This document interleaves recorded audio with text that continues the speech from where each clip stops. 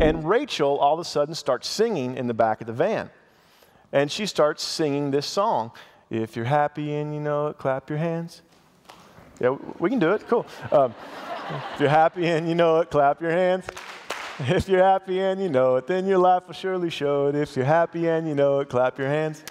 She didn't stop there. If you're happy and you know it, stomp your feet. If you're happy and you know it, stomp your feet. Some of you are reluctant in this. I can see it. And we're all singing along. She's like, if you're happy and you know it, turn around. And I'm trying to figure out how to drive and turn around at the same time. And there were several different things going on there. But we were all singing at the top of our lungs. Anything she told us to do, the whole van was rocking out to if you're happy and you know it. And finally, when the song, she felt like the song needed to end, it ended. It hit me what my 8-year-old niece was doing in the car that day. She was leading our entire family in worship.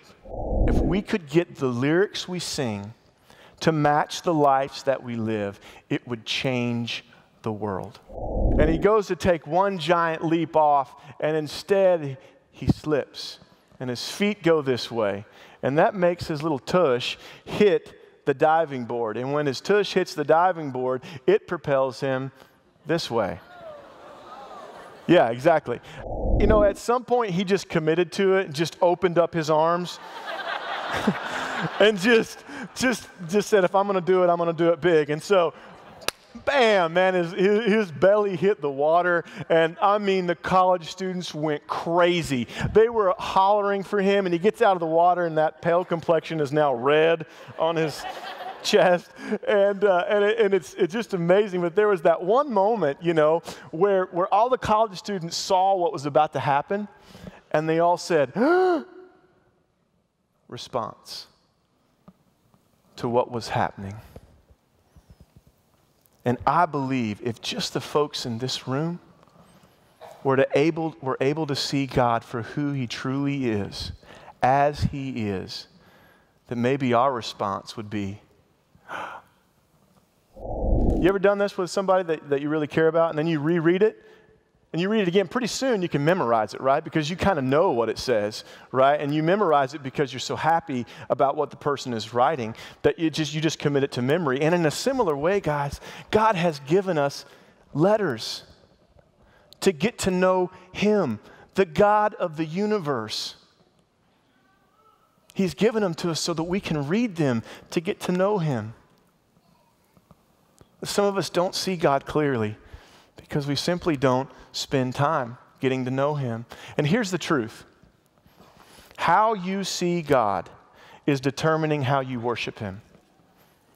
How you see God right now in this moment is determining how you worship Him.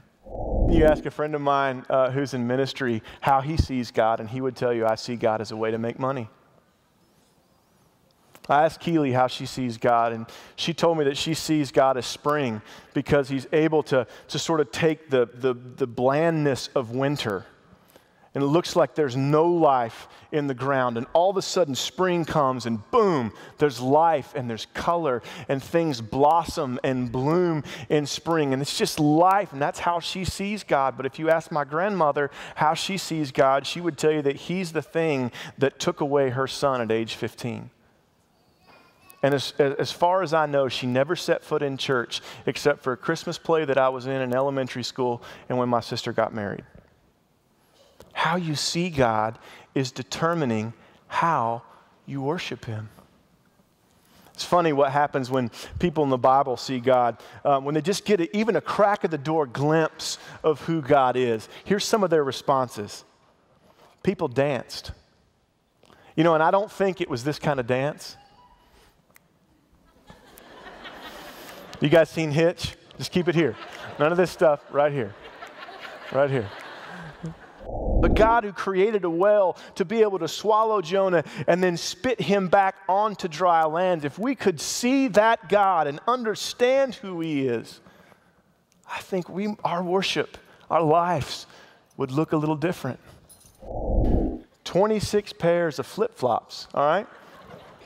Not 26 flip-flops, 26 pairs. That's just the summer collection. And then we go to the winter and the fall and the spring, and then we moved on to actual clothes. And eventually we got all that stuff sort of crammed into the U-Haul. And at some point it hit me that she was leaving the place that she had known all her life. That she was leaving friends that she had known all her life. That she was leaving her family that she had been with all her life. And it was to take my last name. And I know what love looks like. I know what God's love looks like because I see it in her every day. And I believe with all my heart that if we could get the lyrics we sing to match the lives that we live, it would change the world.